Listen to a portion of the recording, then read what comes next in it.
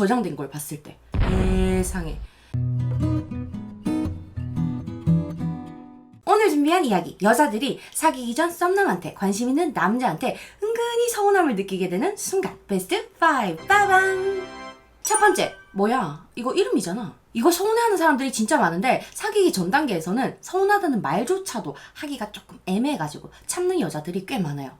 같이 데이트하다가 썸남 핸드폰이 어디 있는지 몰라서 내가 전화를 해줄 때라던가 같이 차를 타고 가면서 어쩌다가 핸드폰 통화 목록을 켰을 때 이렇게 힐끔 볼 때가 있잖아요. 그때 저장된 내 이름이 전메리 딱 3글자 아니면 이름만 메리 이렇게 딸랑 저장된 걸 봤을 때 세상에.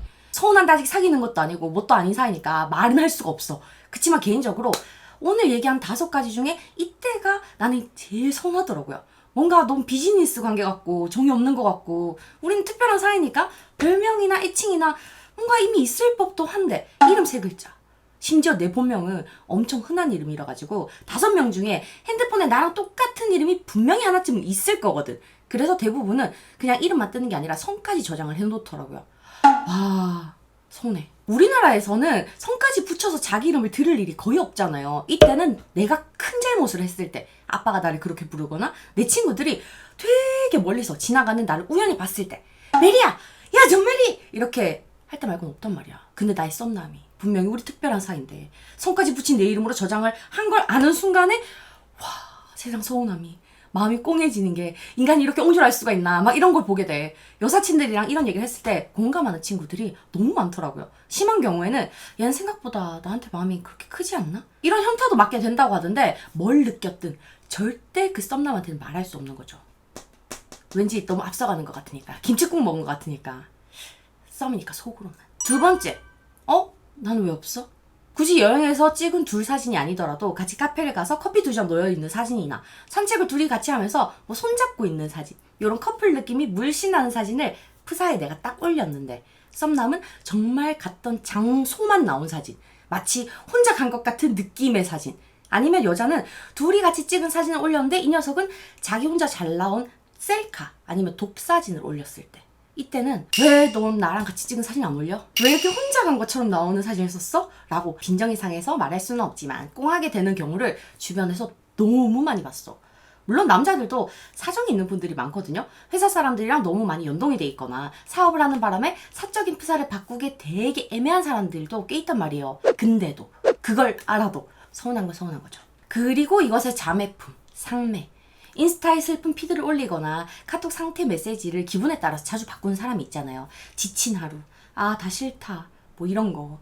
좀 되게 약하게는 프로필 뮤직으로 자기 기분을 표현하는 사람들이 있는데 이렇게 상매로 드러나는 감정선이 부정적이다. 품위의 음악이 유독 우중충하다. 이때 남자가 무슨 일 있어? 안 좋아 보여서 괜찮아? 상매 보니까 걱정돼서 이런 말을 안 해준다. 간접적인 위로를 전해주려고 하지 않을 때도 서운해하는 사람들이 되게 많아요. 오해는 하지 말아요. 일단 내 얘기는 아니야. 나는 프사한 상대를 잘 바꾸지 않아. 내 친구들 얘기라고. 어쨌든 썸남이란 존재는 나한테 적어도 관심을 표현한 사람이라면 대놓고 이렇게 내 기분이 더럽다, 안 좋다라는 걸 오픈했을 때 반응을 해줄 사람이라고 예측하고 기대하게 된단 말이에요. 그래서 반응 한 스푼은 자꾸 바라고 있게 되거든요. 근데 이걸 보고도 못 본 척 한다든지 안 봐서 모르는지는 모르겠지만 하나도 반응이 없으면 그걸 또 그렇게 서운해한다. 그만큼 관심이 없나? 왜 안 봤지? 아직 못 봤나? 이런 생각들에 꼬리 물기가 이제 시작되게 되는 거예요. 계속 꽁해질 수밖에 없는 거지. 정립되는 거야. 3번째, 왜 이렇게 짧게 대답해? 남자라면, 연애를 해본 사람이라면 살면서 한 번 이상 무조건 듣게 되는 질문이 나 왜 좋아해? 나 어디가 좋아? 이런 거잖아요. 20대들 상담만 해봐도 안 들어본 사람은 없을 정도로 꼭 이 질문을 하는 여자는 만나게 돼 있단 말이에요. 근데 이 질문을 들었을 때 정답을 말하는 사람은 있어도 의도를 알아차린 남자는 단 한 명도 못 봤어요. 정답은 여러분들이 한 번쯤 뱉어본 너니까 좋지, 좋아하는 이유가 어딨어, 뭐 이런 계열이잖아요. 근데 여자들의 의도는 정답은 제일 나중에 얘기하고 최대한 길고 구체적으로 네가 나에 대해서 어떻게 긍정적으로 어디를 유독 예쁘게 생각하는지 알고 싶다, 이런 거거든요. 글쎄, 나도 처음 봤을 때 좀 까칠할 거라고 생각했는데 대화해보니까 너무 잘 맞아서 그때부터 자주 생각나더라. 난 한 번도 내 이상형이 잘 웃는 여자인지 몰랐는데 너 만나고 내가 잘 웃는 여자를 좋아하는지 처음 알았잖아. 근데 사실 생각해보면 그냥 난 너라서 다 좋은 게 아닐까? 딱 어떤 모습 때문에 좋다 이런 건 아니고 그냥 너라서?